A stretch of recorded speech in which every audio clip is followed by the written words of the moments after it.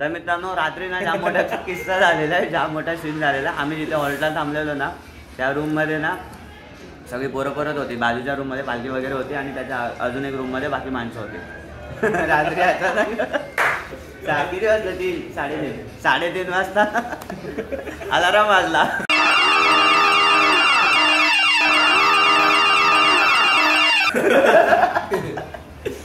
हा भाई अचानक घाबरला, बोंबलायला लागला.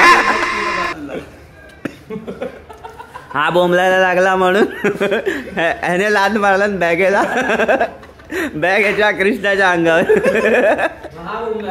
कृष्णा बोंबलायला लागला, कृष्णाचा हात लागला नार्वेकर बोंबलायला लागला. असं करत सगळे बोंबलायला लागले. सगळे हैराण, एकदम डर का माहोल बना दिया था बाय. कसं वाटलं 4-5 दिवस सोबत? आजचा आपला शेवटचा दिवस सोबतचा. भारी वाटलं, नवीन किस्से ऐकायला भेटले. येस, आजचा दिवस कधी कोण विसरणार नाही. हा साळुंके कुछ तो गडबड आहे. अरे माझेच ब्लॉग्स होते. बघ बडा. चला नमस्कार मित्रांनो. तर आज आमचा दिवस 5वा एकवीरा आईच्या पालखीसोबतचा आमचा आजचा 2025चा शेवटचा दिवस. हे 4-5 दिवस कसे गेले काय कळलंच नाही, इतके पटकन आले आणि गेले. तर आज आम्ही पायथ्याच्या खालीच आहे हॉल्टला, जसं मी रात्री तुम्हाला सांगितलेलं. तर इथून आम्ही आता मस्तपैकी पालखीला वगैरे सजवू. आम्ही नको फ्रेश वगैरे झालोय, नाश्ता वगैरे करून आता आम्ही निघू इथून. तर चला एकवीरा आईचा चल बाय.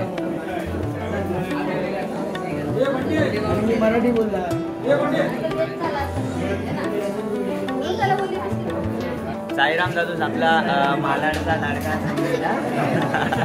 त्याच्या पण रील्स वगैरे इंस्टाग्राम भरपूर फेमस आहे. रील्स वगैरे बघा इंस्टाग्रामवर जाऊन. चलो. तर मित्रांनो बसंत आलेला आहे सकाळी, जो मी कालच्या ब्लॉगमध्ये तुम्हाला दाखवलं, म्हणजे रात्री भेटलेला आम्हाला ना हायवेवर भेटायला आलेला. तर आता आमच्या हॉल्टला पण भेटायला आला आहे मस्तपैकी सकाळी. तर बसंत कसं वाटतं तुला आम्हाला भेटून? भरपूर टाईम नंतर भेटलो आहे भाईला. हा वेगळ्याच ह्याच्यामध्ये असतो भाई. वेगळ्या म्हणजे राज्यामध्ये असतो, वेगळ्या इथे नसतो. हा आम्हाला खास भेटायला आला आहे. थँक्यू भाई, थँक्यू ब्रो. हा माझा भाव आणि माझी बहीण. छोटे से बहीण भाऊ.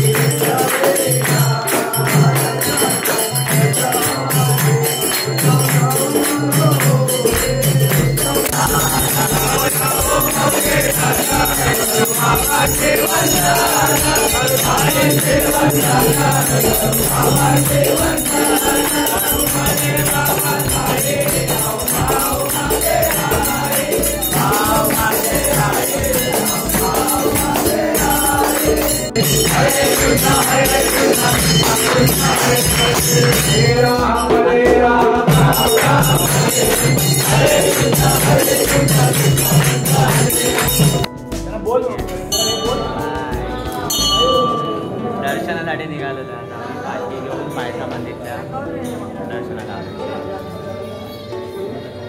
आई माऊलीचा उदो.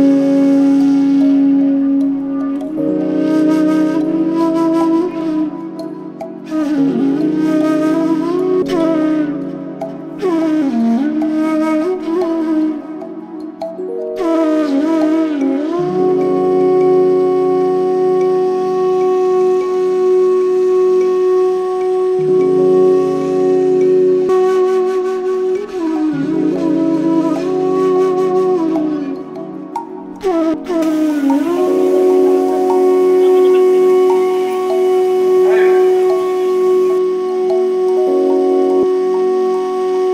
मित्रांनो मगाशी गड चढायला सुरुवात केलेली आणि आता गावातून पोहोचतोय. आमचा मंडळ सगळं पुढे गेलेलं आहे, थोडेफार मागे राहिले. आम्ही मध्ये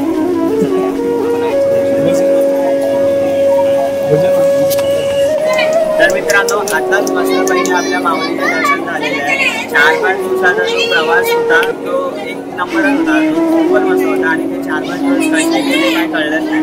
आणि आजच्या दिवसात म्हणजे आजचा दिवस इतका मस्त आहे ना, कारण जसं आम्ही आतमध्ये आलो ना मेन कामाची वाईफ होती ना, ती वाईफ कोणताच कसलीच गोष्ट मॅच नाही करू शकत. कारण तिथे आल्यानंतर मला इतकं प्रसन्न होतं ना, म्हणजे आता माझ्या शब्दच नाही मला सुचत आहे की म्हणजे काय बोलतो, कारण इतकं मस्त वाटतं. तर मस्तपैकी दर्शन झालेलं आहे. तर आता आमचे अर्धे माणसं उठत आहेत घरी, अर्धे अजून पाठी आहेत, अर्धे आमच्यासोबत आहेत. तर निघूया आता आपण पण. व्हिडिओ आवडल्यास व्हिडिओला नक्की लाईक करा, शेअर करा, कमेंट करा. चॅनलला नवीन असेल तर चॅनलला सबस्क्राईब करा आणि 1 ते 5 दिवसाचे आमचे सगळे ब्लॉग्स नीट बघा. खूप मस्त धमाल केलेली आहे आम्ही. आणि शॉर्ट्समध्ये पण काही कंटेंट तुम्हाला जे कॉमेडी वगैरे आहे किंवा असे अपडेट्सवाले आहेत ते मिळत राहतील. तर भेटत राहूया. चला उदो उदो. एकविरा आईच्या आशीर्वादाने सुरू झालेला हा 5 दिवसांचा प्रवास माझ्यासाठी फक्त यात्रा नव्हती, तर भावनांनी भरलेला एक अनुभव होता. पहिल्या दिवशी जेव्हा सगळे मित्र भेटले तेव्हाच त्यातला आनंद वेगळा होता. वर्षभरानंतर भेटलो, पण जणू कालच आपण सगळे एकत्र चालत होतो असं वाटत होतं. पहिला पाऊल टाकताच शरीरातली थकवा आणि मनातली धडधड एका वेगळ्या ऊर्जामध्ये बदलली. मित्रांच्या हसण्याचा, त्यांच्या टोमण्यामधले आणि यात्रेमधली गर्दीत आपण सगळे एकामेकात मिसळून गेलो. पहिला दिवस सुरू झाला, तोच नव्या आठवणांची नोंदणी नाही.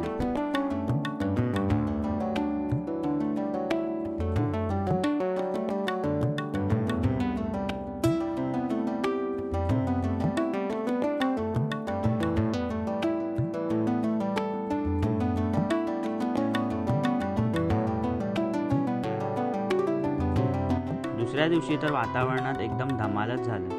रस्त्यावरचं स्वच्छंद नाचणं, गाण्यांच्या तालावर मित्रांसोबत मनसोक्त उडणं, त्या क्षणातलं स्वातंत्र्य अजूनही मनात जिवंत आहे. रस्त्याच्या कडेला घेतलेले संध्याकाळचे स्नॅक्स एकदम साधे, पण त्या वातावरणामुळे एकदम खास. नाच, गाणी, अशा पुन्हा थांबण्याच्या जागेपर्यंतचा प्रवास. तेथे आम्ही रात्री मित्रांसोबत सेलिब्रेट केलेला बर्थडे. तिसऱ्या दिवशी मंदिरात बसून गायलेले भजन, आवाज, स्वर आणि वातावरणात याचं एक सुंदर मिश्रण होतं. रस्त्याच्या पुलावरून घेतलेले सुंदर शॉट्स आणि वाहत जाणारी खालची गर्दी, वर पसरलेलं आकाश आणि मध्ये उभा असलेला लहानसा प्रवास, हे सगळं पाहताच जाणवलं की अनुभव किती मोठा आहे आणि आपण त्यातला एक छोटासा भाग. चौथ्या दिवशी बसस्टॉपवर खाल्लेला वडापाव खरंच थकलेल्या शरीराला मिळालेला तो एक पावसाळी भेटवस्तूसारखा होता. मित्रांसोबत घेतलेला एक साधा वडापाव सुद्धा किती आठवणीत राहू शकतो हे आम्हाला त्या दिवशी कळलं. आणि मग शेवटचा दिवस. 5 दिवस हे सुंदर पर्व आता संपत होतं. मनात मिश्र भावना होत्या. समाधानही होतं, थोडं रिकामेपणाही वाटत होतं. परतीची वेळ आली तेव्हा जेव्हा मित्र हातात हात घेऊन चल पुढच्या वर्षी भेटूया असं म्हणाले, तेव्हा खरंच मन भरून आलं. ही यात्रा कदाचित प्रत्येक वर्षी होते, पण आपण तयार केलेल्या आठवणी मात्र प्रत्येक वर्षी नवीन असतात. हा प्रवास फक्त पायांनी चाललेला नाही, तो मनाने, भावनांनी आणि मैत्रीने चाललेला आहे. एकविरा आईच्या चरणी हीच प्रार्थना की आपण ही मैत्री, उत्साह आणि सोहळा अशा वर्षानुवर्ष चालू राहू दे. पुन्हा भेटू पुढच्या वर्षी पालखीत. चला, जय एकविरा.